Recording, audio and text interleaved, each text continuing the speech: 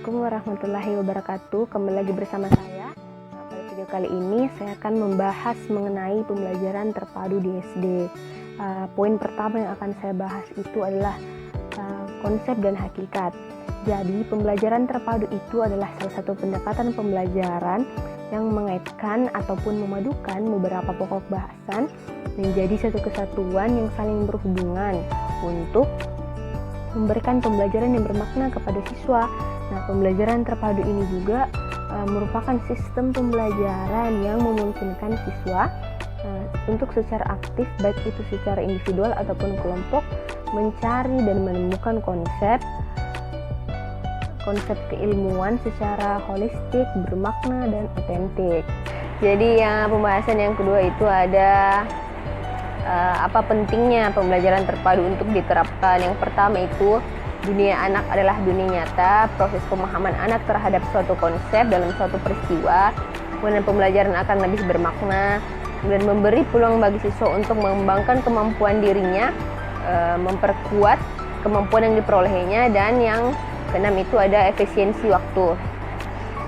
Selanjutnya itu ada fungsi dan tujuan dari pembelajaran terpadu. Fungsinya itu sendiri dia untuk memudahkan siswa dalam memahami dan mendalami materi pada suatu tema, serta menambah semangat siswa dalam belajar, karena pembelajarannya itu berdasarkan dunia nyata anak dan bermakna. Selanjutnya itu ada tujuan dari pembelajaran terpadu di SD. Tujuannya itu dia terbagi menjadi 8. Yang pertama itu mudah memusatkan perhatian pada satu tema tertentu, mempelajari pengetahuan dan mengembangkan berbagai kompetensi mata pelajaran dan tema yang sama. Yang ketiga itu memberikan pemahaman yang mendalam dan berkesan pada materi pelajaran.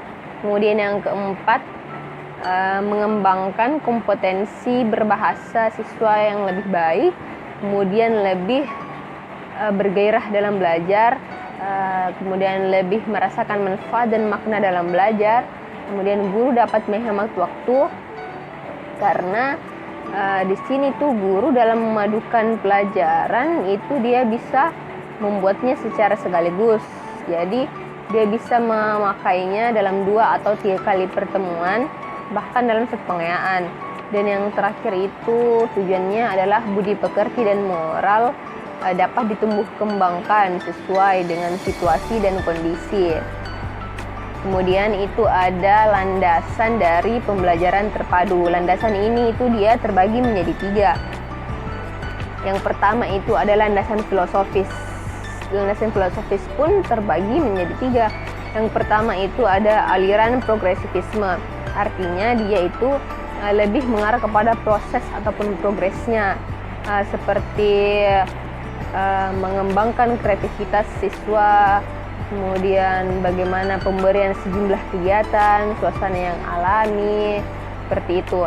Kemudian ada aliran konstruktivisme.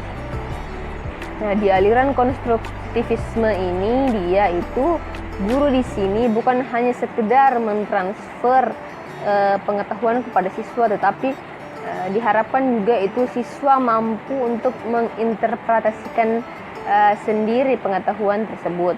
Oke, selanjutnya itu ada aliran humanisme. Di aliran humanisme ini itu dia menekankan pada gimana sisi keunikan, potensi, dan motivasi yang dimiliki oleh siswa. Landasan yuridis ini itu terbagi juga menjadi 3. Yang pertama, Undang-Undang Nomor 23 Tahun 2002 tentang perlindungan anak, Undang-Undang Nomor 20 Tahun 2003 tentang Sistem Pendidikan Nasional, dan yang ketiga itu ada Permendiknas Nomor 20 Tahun 2006 tentang kerangka dasar dan struktur kurikulum. Oke, selanjutnya itu ada landasan psikologis. Landasan psikologis ini terbagi menjadi 2, yaitu psikologi. Yang pertama adalah psikologi perkembangan peserta didik. Dia ini lebih menekankan kepada bagaimana menentukan isi ataupun materi pelajaran sesuai dengan tahap perkembangan siswa. Yang kedua itu ada psikologi belajar, dia itu lebih menekankan kepada bagaimana cara menyampaikan isi atau materi tersebut kepada siswa dan bagaimana cara siswa mempelajarinya, seperti itu. Selanjutnya itu ada model-model pembelajaran terpadu. Model-model pembelajaran terpadu itu yang diterapkan dan digunakan di program studi PGSD itu ada 3, yaitu model connected, model web, sama model integrated. Sebentar akan saya jelaskan satu persatu. Saya akan menjelaskan secara berurutan. Karena sebenarnya itu dia model pembelajaran terpadu ada 10. Yang pertama itu ada model fragmented. Jadi model fragmented ini adalah model yang terdiri dari berbagai disiplin ilmu yang disajikan atau dibelajarkan secara terpisah sehingga terdapat kejelasan dan juga pandangan yang berbeda atau terpisah pada setiap mata pelajaran. Tetapi model ini yang menjadi kelemahannya itu dia keterhubungannya menjadi tidak jelas dan juga lebih sedikit dalam transfer pembelajarannya. Kemudian yang kedua itu ada model connected. Di model connected ini itu dia itu terdiri dari butir-butir pembelajaran yang dipayungkan oleh induk mata pelajaran atau pembelajaran yang digunakan dalam sebuah kegiatan pembelajaran. Contohnya itu pada mata pelajaran IPA yang menjadi induknya di sini itu adalah pengaruh gerak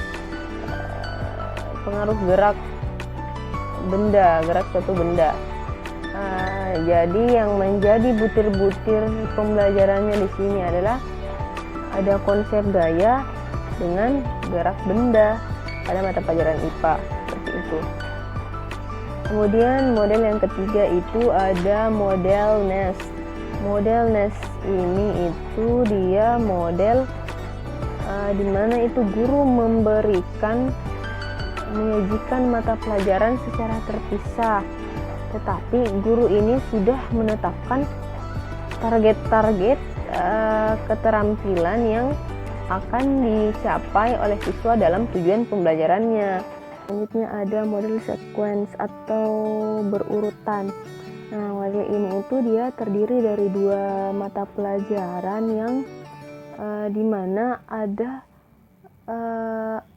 ada beberapa topik yang diorganisasikan kembali dari mata pelajaran tertentu ke mata pelajaran yang saat ini dibelajarkan. Misalkan seperti kayak flashback begitu. Misalkan pelajaran IPA yang lalu itu dia belajar tentang IPA yaitu pengukuran.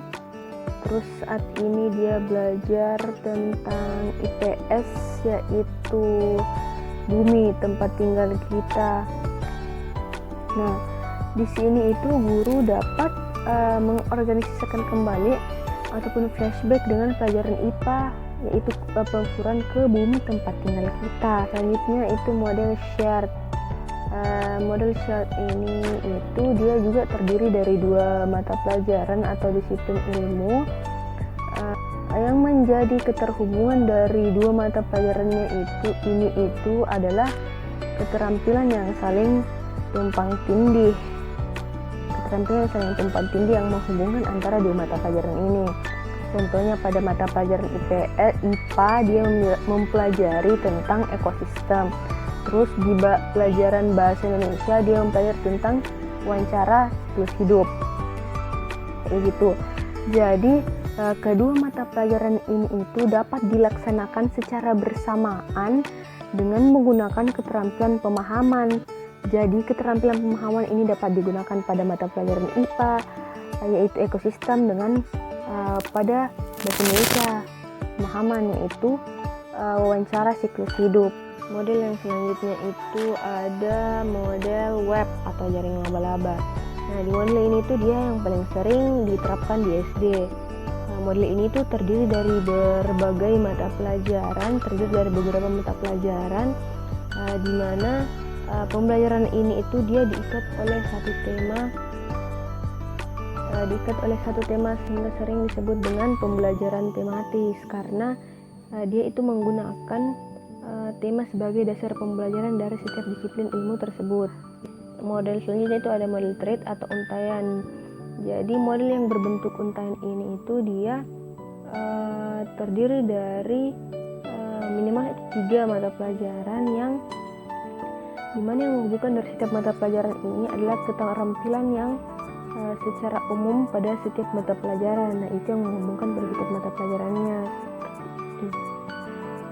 Selanjutnya itu ada model integrated. Jadi model integrated ini itu dia model pembelajaran terpadu yang memadukan beberapa mata pelajaran yang dimana dia itu saling tumpang tindih juga keterampilannya, menghubungkan dari setiap mata pelajaran ini itu juga keterampilan yang saling tumpang tindih seperti itu. Terus di model integrated ini itu dia mengangkat topik untuk dibahas per mata pelajarannya. Selanjutnya itu ada model immerse atau terlebur. Nah, di model immerse ini itu dia mengangkat satu topik pembahasan yang di dalamnya itu dia terlebur dia pembahasannya ke setiap mata pelajaran. Misalkan topik yang diangkat itu adalah tempe. Terus yang dibahas itu ada di pelajaran bahasa Indonesia, apa itu tempe. Terus di pelajaran IPA, bagaimana cara membuat tempe. Terus di pelajaran IPS, bagaimana cara memasarkan tempe. Nah, semua itu dia satu kesatuan, dia utuh. Jadi dia itu tidak dapat dipisah-pisah karena saling berkaitan satu sama lain. Tapi beda-beda setiap pembahasannya dalam setiap mata pelajaran. Terus ada model network. Nah, di model network ini itu dia agak-agak hampir mirip dengan model jigsaw. Selanjutnya itu ada pembelajaran tematik terpadu. Jadi tematik terpadu ini adalah suatu pembelajaran yang menggabungkan ataupun memadukan beberapa mata pelajaran yang diikat atau dipayungkan oleh tema tertentu yang memberikan pengalaman yang bermakna kepada siswa.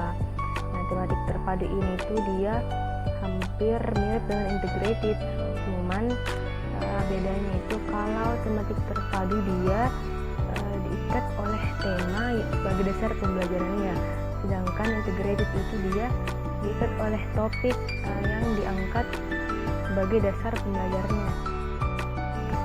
Oke guys, setelah semua pembahasan sudah saya paparkan, semoga apa yang saya sampaikan ini bisa bermanfaat. Kurang dan lebihnya mohon maafkan.